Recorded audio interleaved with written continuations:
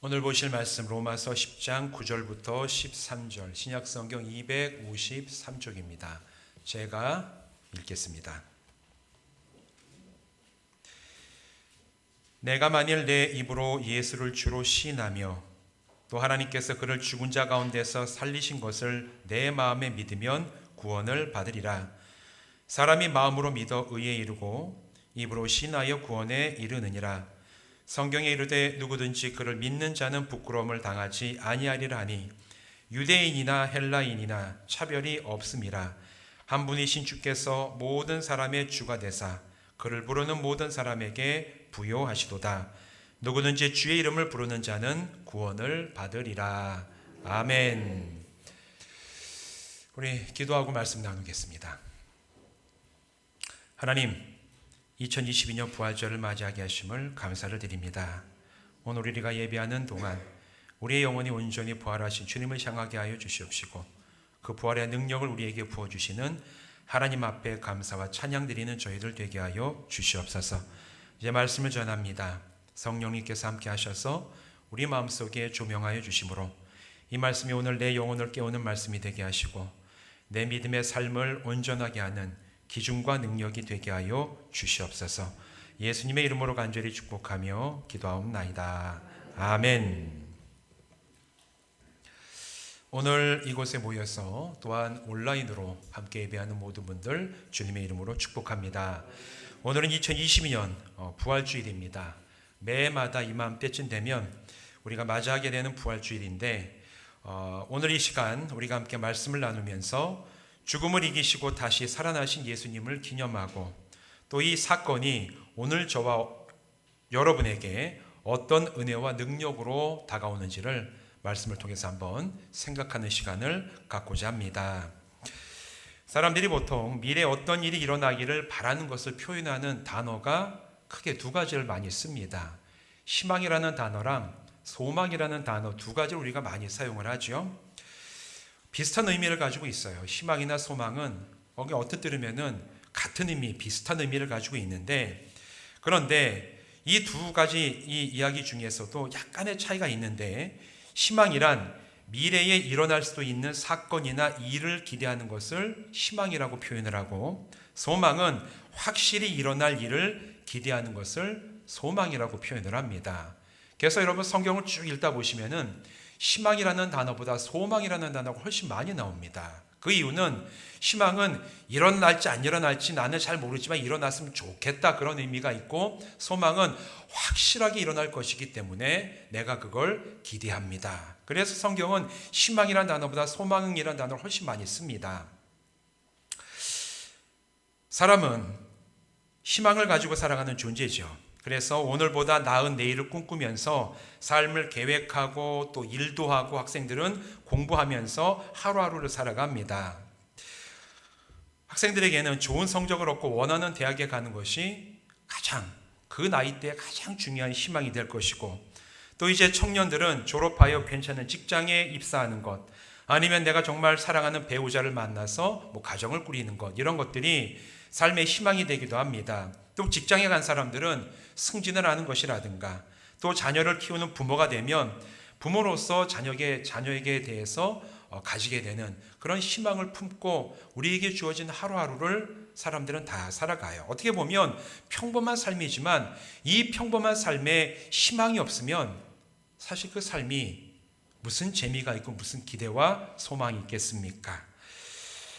아무 희망이 없는 사람에게는 내일이라는 그 날에 기대도 없고 살아갈 즐거움도 없는 게 사실이에요. 그러면서 사람은 자신이 가진 희망이 이루어지면 행복하고 더 이상 바랄 것이 없겠다. 그렇게 생각을 합니다. 이제 학생들은 내가 이 대학 들어가는 시험 끝나고 내가 이제 원하는 대학만 내가 들어가면 내가 이제 더 이상 바랄 것 없게 내가 정말 하고 싶은 거 다 하면서 살아야지. 그렇게 생각하는 이제 학생들 시절을 지나가게 되고 또 대학생이 되면 내가 졸업해가지고 진짜 내가 원하는 직장에 취직하면 내가 정말 내가 부모님께도 효도하고 내가 사람들 앞에서 떳떳하게 살아갈 수 있는데 그렇게만 된다면 내가 정말 바랄 게 없겠다. 근데 여러분 사람이 내가 바라고 있는 그 희망이 이루어지면 더 이상 희망이 없습니까? 아니에요. 그때의 희망이 나에게 이루어지면 또 다른 희망을 우리가 품고 살아가는 게 사람들의 기본적이고 평범한 삶의 모습입니다. 그런데 종종 이런 기대와 희망이 지나쳐서 사람을 망가뜨리고 비참하게 만드는 경우들도 사실은 어렵지 않게 보는 게 우리가 만나는 사람들의 모습이에요. 제가 이 설교를 준비하면서 중학생 시절인가에 한번 읽었던 소설이 제가 떠오르더라고요. 단편 소설인데 러시아의 아주 유명한 대문호인 톨스토이라는 작가가 쓴 단편 소설 가운데 사람에게 땅은 얼마나 필요한가 라는 제목의 이 글이 있습니다.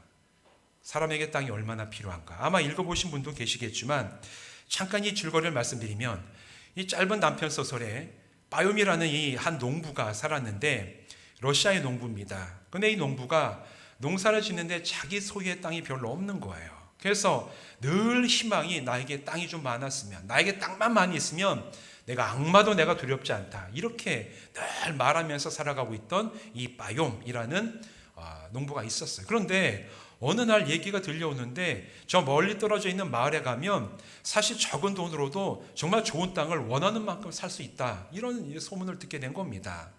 그래서 이 주인공이 이제 내가 그럼 그곳에 한번 내가 땅을 한번 살려고 가봐야 되겠다 해서 이제 길을 떠나서 그 마을에 다다랐습니다. 가보니까 정말 그 땅이 참 좋은 땅을 가지고 있는 넓은 들판을 가지고 있는 마을인데 그 마을에 있는 사람을 만나니까 마을 사람들이 얘기를 하는 거예요. 뭐 돈을 요 정도만 내놓으면 당신이 원하는 만큼 땅을 가질 수가 있습니다.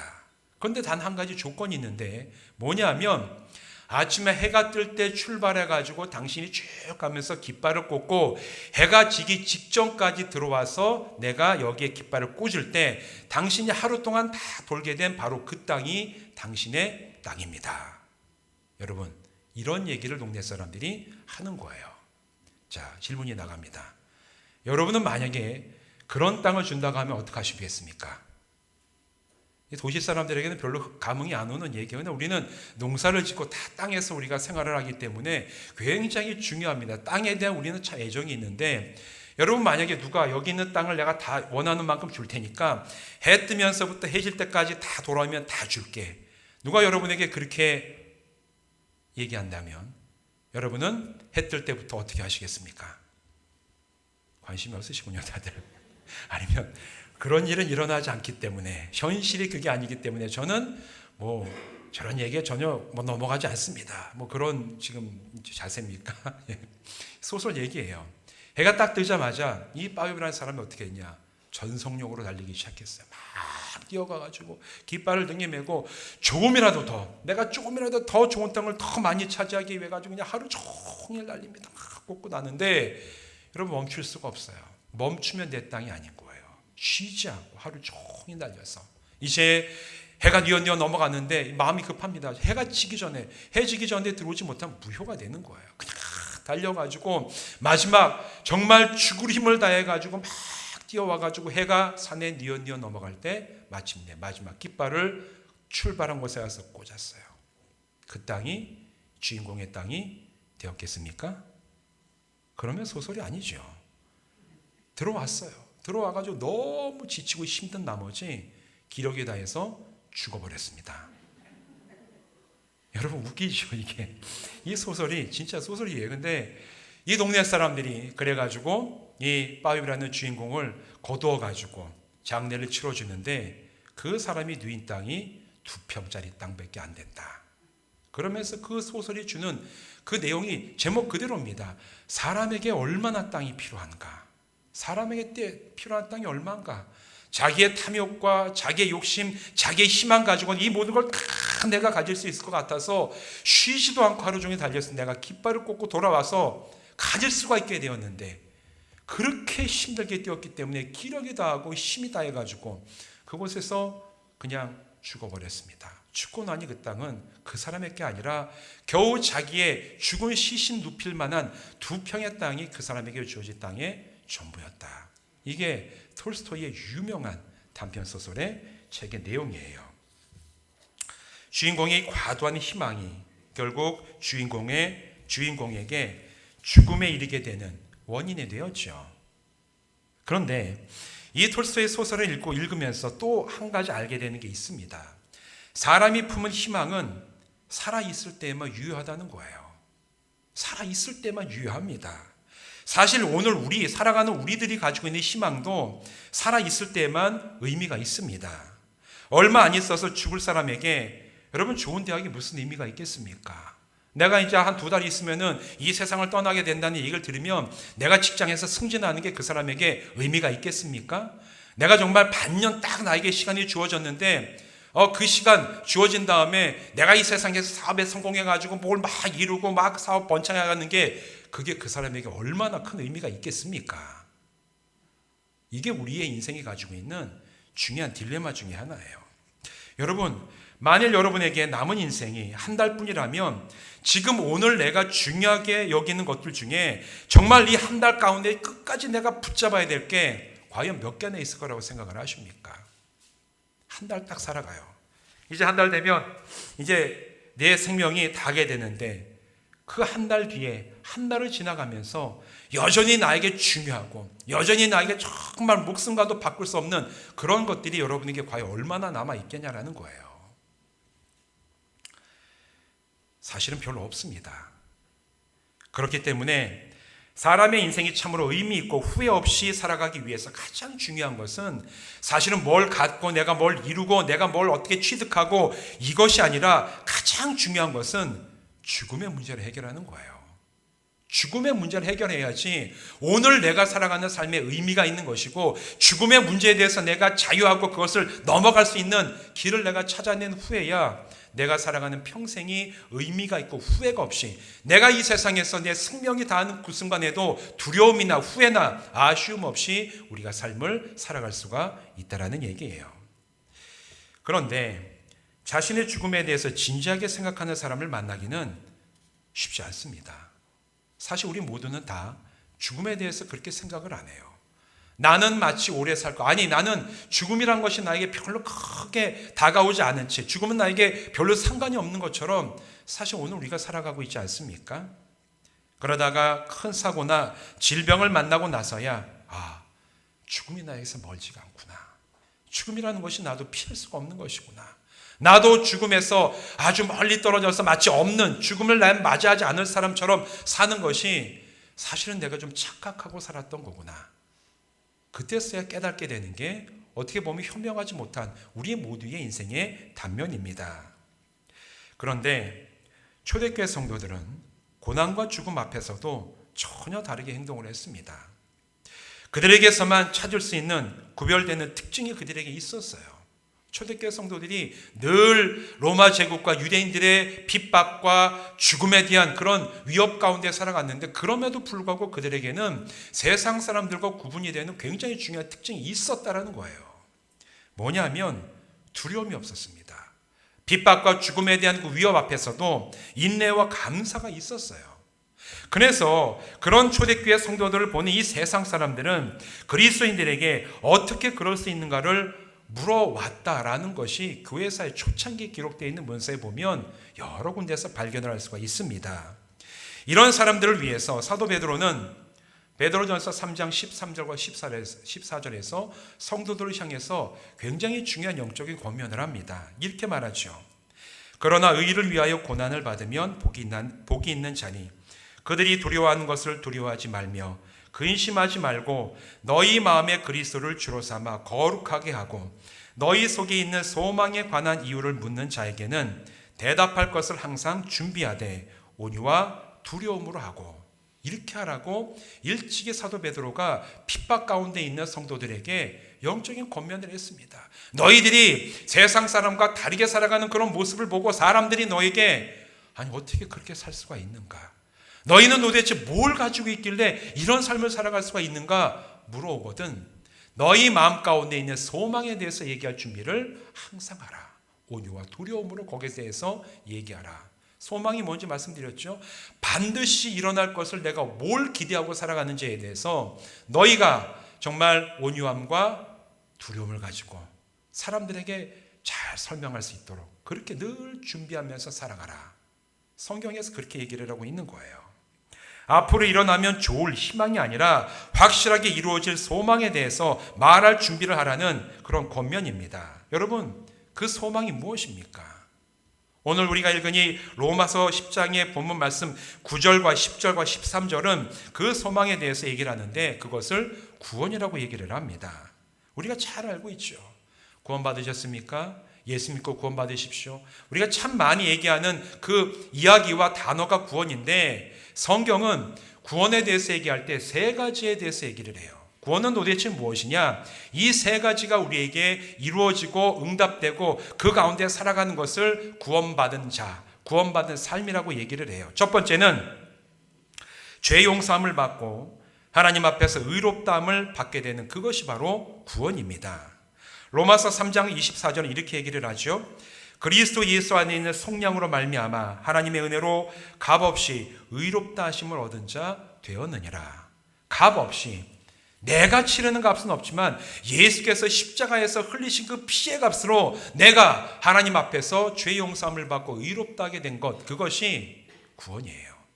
첫 번째가 바로 그게 구원입니다. 두 번째는 오늘 내가 예수 안에서 의롭게 되었기 때문에 의롭게 된 자로 하나님의 자녀가 되는 것, 그게 성경이 말하는 구원의 두 번째 의미입니다. 로마서 8장 14절 15절은 이렇게 얘기를 합니다. 무릇 하나님의 영으로 인도함을 받는 사람은 곧 하나님의 아들이라. 너희는 다시 무서워하는 종의 영을 받지 아니하고 양자의 영을 받았으므로 우리가 아빠 아버지라 부르짖느니라. 하나님께서 이제 죄 용서함 받은 우리에게 오케이, 너는 죄 용서함 받았으니까 네 살고 싶은 대로 살아가, 이렇게 그냥 버려두시는 것이 아니라 우리가 죄 용서함을 받은 다음에 우리는 예수 그리스도의 십자가 보혈과 그 능력 가운데서 하나님의 자녀가 되는 권세를 누리게 된다는 거예요. 하나님의 영을 보내주셔서 우리가 하나님의 자녀임을 성령께서 늘 우리에게 기억나게 하시고 하나님의 자녀로 살아갈 수 있는 힘을 주시고 지혜를 주시고 능력을 주신다는 것, 이것이 구원받은 자가 누리게 되는 두 번째 복과 은혜인 줄로 믿습니다. 이게 두 번째 구원의 의미입니다. 그리고 세 번째, 구원받았다는 것은 내가 죄 용서함 받고 하나님의 자녀가 되어 살아가다가 이 세상에서의 삶을 다했을 때 영원한 생명을 얻는 바로 그 자리로 나가게 되는 것, 그게 성경이 말하는 구원의 세 번째 의미입니다. 로마서 5장 21절 이렇게 얘기해요. 이는 죄가 사망 안에서 왕노릇한 것 같이 은혜도 또한 의로 말미암아 왕노릇하여 우리 주 예수 그리스도로 말미암아 영생에 이르게 하려 함이라. 영생에 이르게 하려 함이라. 죄 용서 받았습니까? 하나님 자녀가 되었습니까? 그러면 여러분에게 영원한 삶에 대한 하나님의 약속이 우리가 세상 떠나는 그날 우리에게 현실이 될 줄로 믿습니다. 믿으십니까? 여러분, 이 세 가지가 다 우리에게 믿어지고 우리에게 다 적용이 될 때 그게 바로 구원받은 자의 삶을 이 땅에서부터 살아가서 하나님 나라까지 구원받은 자로 살아갈 수가 있는 거예요. 우리는 예수 십자가 안에서 죄 용서 받았습니다. 아멘입니까? 그리고 내가 죄 용서 받았기 때문에 오늘 나는 죄 용서 받고 그냥 내가 살고 싶은 대로 사는 게 아니라 하나님의 자녀가 되는 권세를 힘입은 자입니다. 그리고 오늘 내가 하나님의 자녀가 되었기에 하나님은 그 자녀들에게 주시는 유업, 곧 유산을 주시는데 하나님 나라를 유산으로 주시며 그 나라에서 영원히 하나님의 영광 가운데 거할 수 있는 영생을 우리에게 약속해 주신 줄로 믿습니다. 이게 오늘 우리에게 주어진 구원에 대한 세 가지 약속이에요. 이 세 가지를 받아 누리는 것이 구원받은 자의 삶입니다. 구원이 이미 이루어졌고 죽음을 넘어서는 영원한 삶이 확실히 주어질 것을 믿었기 때문에 초대교회 성도들은 핍박과 고난과 죽음 앞에서도 두려워하지 않았습니다. 소망이기 때문에. 나중에 우리가 영원히 살고 죽음을 내가 피하지 않을 수 있으면 참 좋겠는데 그게 이루어질래나? 이루어지면 좋고 안 이루어지면 어쩔 수 없고, 이런 희망이 아니라 하나님께서 우리에게 주신 그 부활의 이 약속, 영생에 대한 약속이 너무너무 확실하게 이루어질 것이기 때문에 그것은 나에게 소망이 되어서 우리는 두려워하지 않습니다. 어느 상황 가운데서도 내가 인내할 수 있습니다. 감사할 수 있습니다. 내가 그래서 오늘 인내와 감사와 담대함으로 살아갑니다. 이것이 초대교회 성도들이 세상 사람들 향해서 보여주었던 그들만이 가지고 있었던 굉장히 독특한 구원받은 자의 삶의 징표였다라는 거예요. 사랑하는 성도 여러분, 오늘 여러분에게도 이런 동일한 구원의 능력이 임하여 기쁨과 감격과 영원한 삶에 대한 소망 가운데 여러분 모두 담대하게 살아가시기를 주님의 이름으로 축원드립니다. 그런데 이 구원을 누리기 위해서는 오늘 이 본문 말씀에 보면 두 가지 조건이 있다고 얘기를 합니다. 9절 말씀을 보면 이렇게 얘기를 해요. 내가 만일 내 입으로 예수를 주로 시인하며 또 하나님께서 그를 죽은 자 가운데서 살리신 것을 내 마음에 믿으면 구원을 얻으리라. 첫 번째 조건은 예수님을 주로 시인하는 겁니다. 이것은 예수님이 나의 구원자일 뿐만 아니라 예수님을 내 삶의 주인으로, 주재권자로 내가 받아들이고 내가 예수님께서 말씀하시는 그 예수님의 가르치심과 예수님의 삶과 성품을 내가 기꺼이 본받고 따라 살아가기로 결단하고 순종합니다. 그 모든 것이 의미가 포함되어 있는 것이 오늘 9절 말씀에서 예수를 주로 시인한다라는 그 한 단어, 그 9절 가운데 들어있는 거예요. 우리는 여러분 시인한다라는 게 그냥 내가 말로 주님, 저 예수님 주님이심을 믿습니다. 이러면 우리가 구원받느냐? 그렇지 않아요. 예전에 한때는 우리가 사형리라는 전도 이 프로그램 가지고 전도하면서 오늘 여러분 예수님 믿으십니까? 예, 믿습니다. 절 따라하십시오. 예수님 믿습니다. 예수님은 나의 구원자가 되십니다. 저 같이 기도 따라 하시면은 여러분 오늘 구원받은 줄 믿습니다. 여러분 구원은 이렇게 해서 이루어지는 게 아니에요.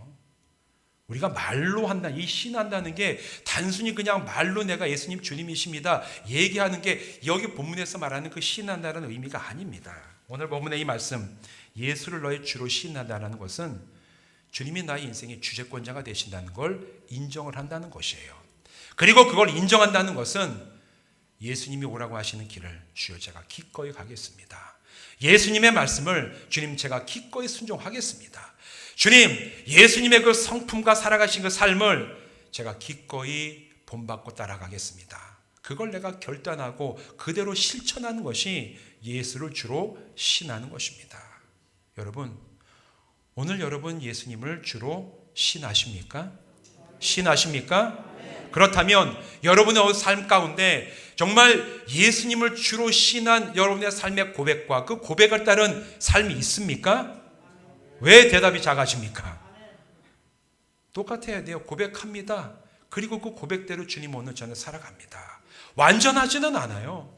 여기 있는 어느 누구도 내가 예수를 완전하게 닮을 수 없고 예수님의 말씀을 제가 완벽하게 따라갑니다 얘기할 수 있는 사람은 단 한 사람도 없습니다. 다만 주님, 저는 제가 약한 걸 너무나 잘 알고 있지만 주님이 나의 주인 되시고 주재권자가 되시는 걸 제가 인정을 하고 주님, 제가 주님을 따라 살아가는, 닮아가는 그 삶을 살아가기를 원합니다.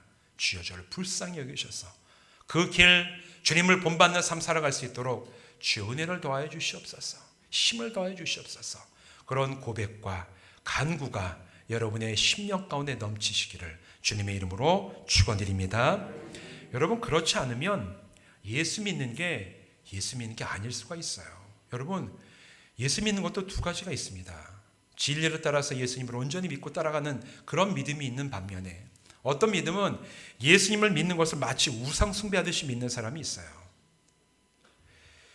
여러분, 점집에 가서 그분이 오십니다 이제 하면서 뭐 해가지고 주는 이제 그런 점집에 가가지고 이렇게 복채를 내면, 예전에 제가 얘기 나눠보니까 내놓는 액수만큼 나온다면서요. 좋은 정계가. 예, 왜 웃으십니까? 제가 언제 한번 경험해 보면 잘 말씀드릴게요. 한번 풀어봐가지고. 뭐 그렇대요.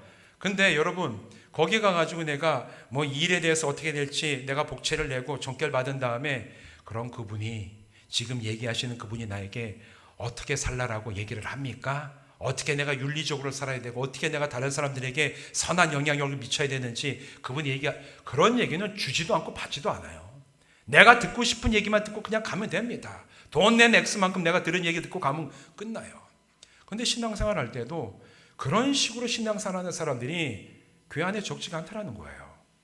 예수 믿는데 예수 믿는데 예수 닮아가고 싶은 생각은 전혀 없이 내가 무슨 일만 있고 내가 해야 될 어려운 앞에 있을 때 그걸 해결하기 위할 때만 내가 예수를 찾고 예수 앞에 기도하고 예수님 부르고 문제 해결하길 바라지만 그게 해결되고 나면 예수님과 나는 상관없는 사람이 되어서 내가 살아가고 싶은 대로 살아가는 그게 마치 신앙생활인 것처럼 살아가는 분이 계시다면 여러분 그런 신앙생활은 우상 숭배랑 별로 다르지 않습니다. 그런 신앙생활은 진짜 예수님을 나의 주로 따르는 게 아니에요. 주로 신하는 게 아니라 내가 얻고 싶은 거 얻고 나면 그냥 나와 아무 상관없는 우상처럼 예수님을 대하는 거라는 사실을 여러분 기억하셔야 됩니다. 부활하신 주님은 그런 주가 아니세요. 내 생각을 주관하시고 내 삶의 주권자가 되셔서 나에게 가라고 명령하시고 나에게 행하라고 명령하시면 그 길이 주님의 길이기 때문에 기꺼이 결단하고 따라 나가는 사람들의 주님이 되시는 줄로 믿습니다.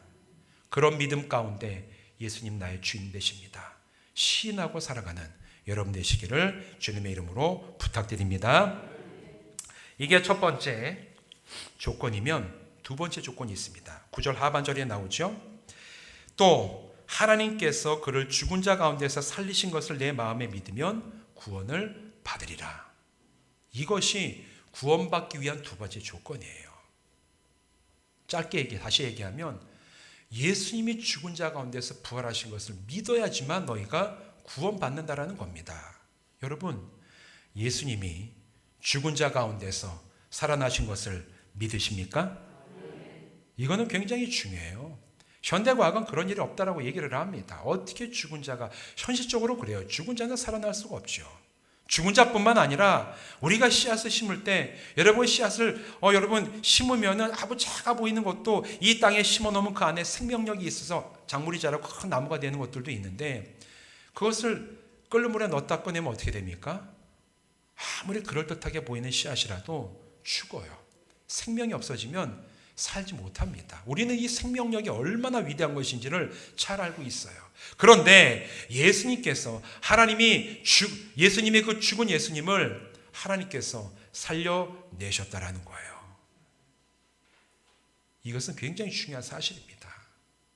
많은 사람들이 이것을 믿지 못하기 때문에 예수 앞에 나오는 게 거리끼는 사람들이 얼마나 많은지 몰라요. 예수님 참 좋으신 분이지. 훌륭한 가르치심을 주시고 우리 약한 사람도 소외된 사람도 사랑하시고 돌보셨던 주님이시지. 야 근데 예수님이 다시 죽었다가 살아나셨는가? 이것이 마음에 거리낌이 된 사람이 얼마나 많이 있습니까?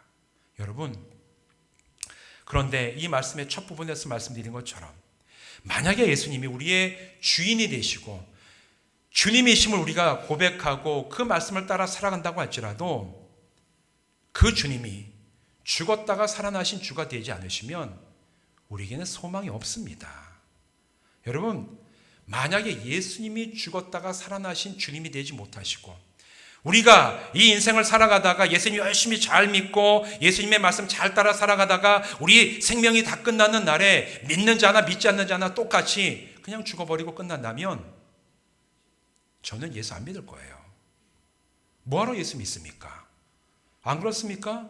믿는 자나 믿지 않는 자나 죽은 다음에 끝나는 게 똑같다면 저는 예수 안 믿어요. 뭐하러 이렇게 힘들게 신앙생활을 하고 쓸 수 있는 것 갖다 주님 정말 하나님 앞에서 예배하고 헌금하고 뭐하러 그럽니까? 내가 다시 살 것도 아닌데 똑같이 죽고 끝나면 저는 그냥 살고 싶은 대로 살다가 죽을랍니다. 근데 그게 현실이 아니에요. 우리에게는 소망이 주어졌습니다.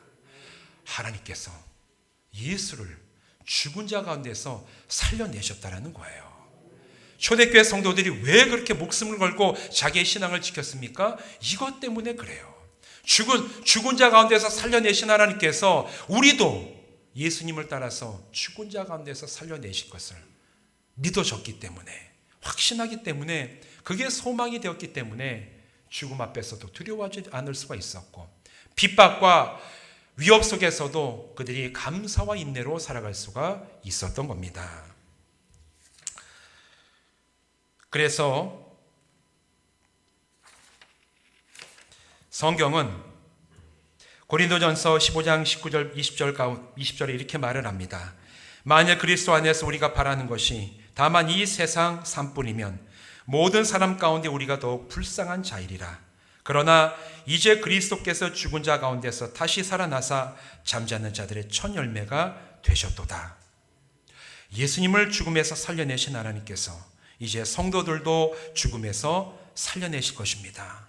그 성도에는 우리가 들어갑니다.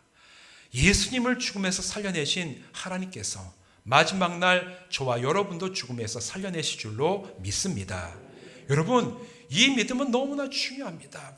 예수를 나의 주로 시인을 하고 오늘 하나님께서 예수님을 죽은 자 가운데서 살려내셔서 살아나시는 예수님이 지금도 살아 역사하시고 나의 주인이 되시고 내 삶을 주관하시고 마지막 날 내가 세상을 떠날 때 우리 모두가 다 주님 앞에서 그 반가운 주님을 다시 만날 것을 기대하는 믿음이야말로 우리에게 진짜 소망이 되는 줄로 믿습니다.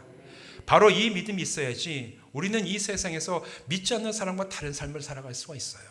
죽음을 두려워하지 않을 수가 있고, 내가 다시 사신 주님을 믿는 믿음이 있고, 내가 주님을 따라 다시 살아날 것을 내가 믿을 때 이 세상의 것이 전부라고 생각하면서 그냥 이 세상 것만 살아나가는, 땅을 이 땅에만 우리의 눈을 고정하고 살아가는 그런 삶을 살아가지 않을 수가 있습니다.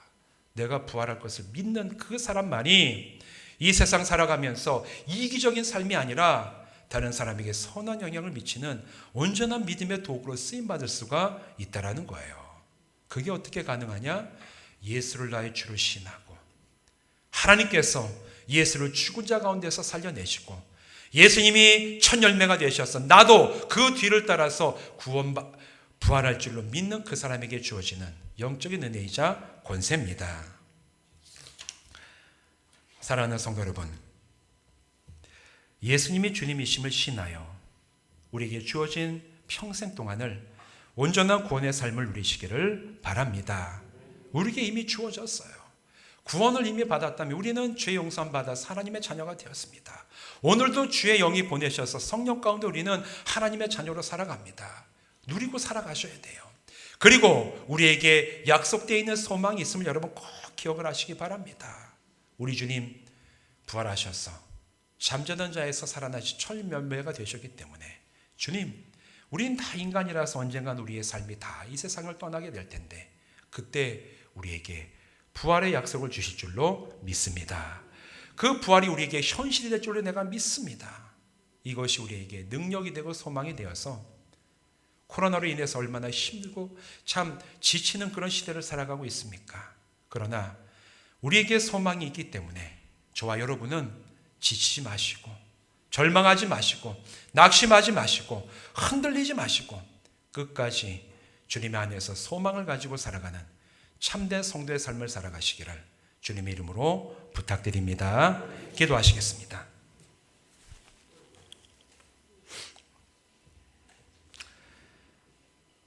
주님,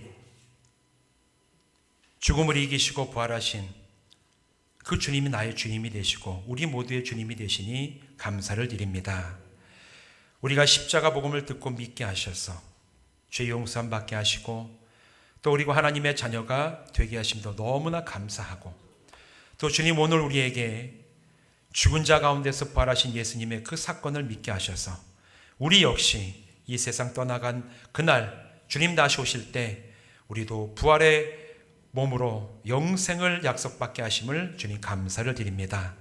성경이 증거하고 있는 이 영생에 대한 약속 우리에게 소망이 되게 하셔서 반드시 일어날 그 일을 날마다 바라보며 기대하며 살아가는 저희들 되게 하여 주시옵시고 우리에게 이 소망이 있기 때문에 초대교회 성도들처럼 어떤 상황 어떤 일을 만나더라도 우리가 담대하고 인내하고 감사함으로 주님 앞에 살아가는 소망의 그리스도인들 되게 하여 주시옵소서. 우리에게 부활의 능력을 주시고 부활신앙 가운데 소망으로 살아가게 하실 예수님의 이름으로 간절히 축복하며 기도하옵나이다. 아멘.